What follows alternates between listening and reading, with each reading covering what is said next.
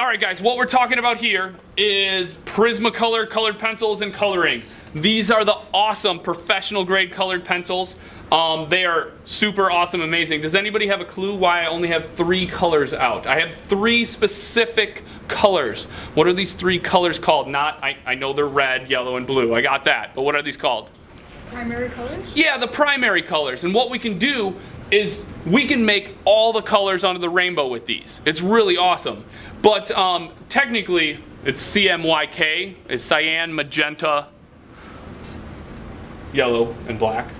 That's what normally it is. But these are the primary colors as we've learned before. The cool thing is I can do amazing things with these colored pencils. We need to be careful with them. Remember, no droppy McDroppersons, no drummy McDrummersons, no tappy McTappersons.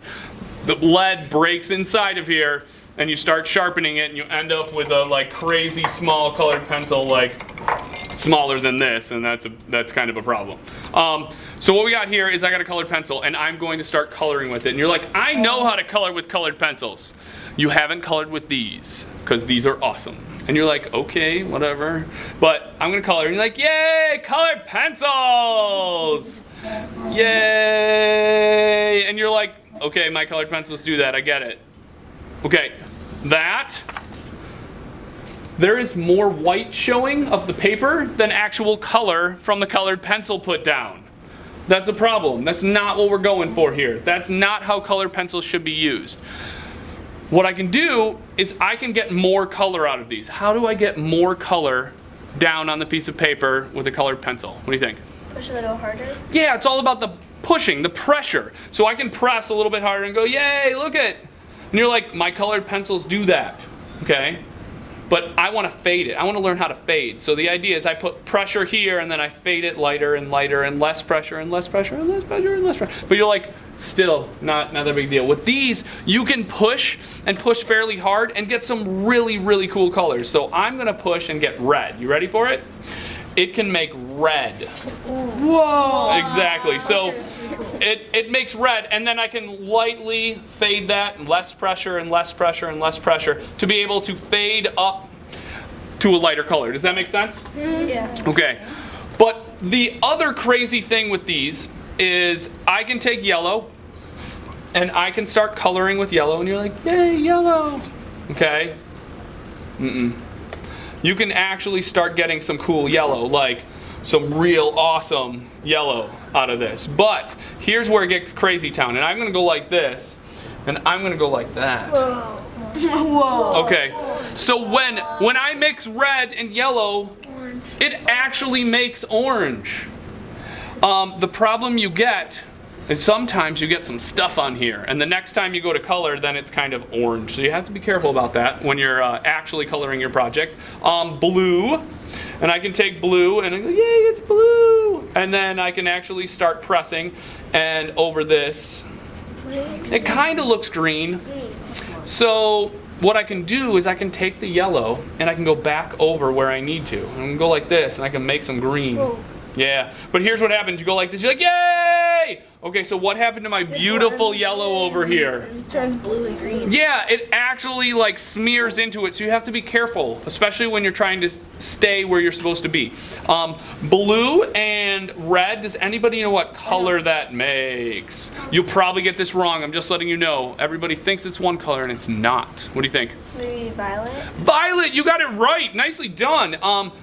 Lots of people say purple, and that is not a true statement. On the rainbow, if you will, it goes violet, and that technically is visual light. You can see visible light. It's white light being refracted through the atmosphere, and you get a rainbow. You can actually see all the colors. But what it is it's white light.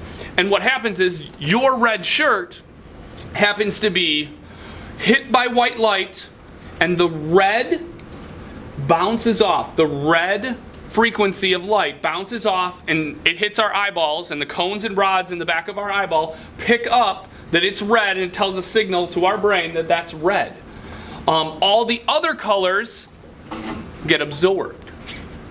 So if you're wearing black on a hot sunny day, all of the colors get absorbed. But if you're wearing white, the white light hits it, and bounces off. And so that's the crazy town. But it's really cool. After you get past that visual spectrum, you go into ultraviolet. So it goes from violet into ultraviolet, not ultra purple. That's weird. So what we got to do here is with violet, we need to build it up. Violet is technically a very dark color, so I start layering it. I don't just go, solid blue. I'm layering it so I have different layers of the red and the blue. And what I can do is I can even go over the area that I actually need. And it is very dark. So that is a very dark violet. It almost looks brown. It's so dark. But that's a dark violet, and that's what it should look like. What we have to do is on our hand drawing, if you will, we have our hand drawing and it should be all outlined with the thin Sharpie on the lines and the thicker Sharpie around the hands. And what we're going to do is every other line, so it'd go every other line, we're going to do one of these primary colors. So every other line we'd pick one of these, and then the line in between is going to stay white. One hand is going to be red and one hand is going to be blue. And then every time your red line goes over your blue hand, what color are you going to get? What? Violet. Violet. Okay, so here we go. Here's my example of how we're doing this. And I want to say, you can tell which hand is red, right? Yeah. Because I did this one red already. And it goes orange. But what I want you to show is some actual pressure. So I'm going to start coloring this finger here, and I want an awesome pressure along the outside of this finger and up into here. I'm pressing so I get a really dark red outline around it almost. But then what I need to do is I need to make sure that it fades lighter. I need it to fade up to almost a white here, not bright red and then light. Okay? You can tell the difference between this one and this one, right? Okay. So it's about the pressure. So less pressure, lots of pressure, and then you go less pressure and less pressure and less pressure. So it fades up and around, and so you start making your hands look 3D. And then what you can do is layer the next. You can't just go, and color it all red right away. But what I could do here is I could make this, and I could start layering and put some blue over the red and go up and over and lighter and lighter and lighter. And then it goes back down so that I get that violet up and over. I might need to add a little bit more red because of the layering. But then it shows that blue line going over my red hand. See how I colored just a little bit too much? I could maybe take an eraser and lighten it a little bit, but you don't want to do too much. This hand is going to be blue. So when I'm going to go and start coloring this hand, and I go lighter right here, or I go really dark along the edges, and then what I'm going to do is I'm going to press pretty hard. Oh no! I slipped into my yellow. What happened? It smeared a little bit, so you got to watch out for that. So I'm going to go lighter and lighter and lighter so it fades. What happens when I have this yellow line go over my nice blue finger here?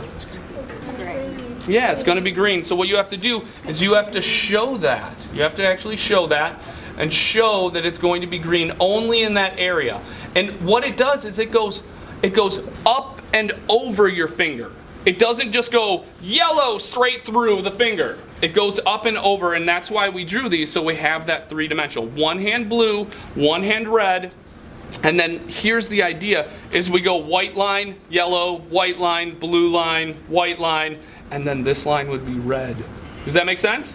So what I have to do is every other should be one of the primary colors. I also have these are computer printouts, if you will, but it's the idea. I have a little boo-boo right here, but that's besides the point. It shows you what you should do and what you should get by drawing these lines. Does that make sense? Yeah. All right. So I know there was an accident. It happens. But that's what we're going to be doing. We have our 3 primary colors. We have to be very careful with the colored pencils. Good luck, guys.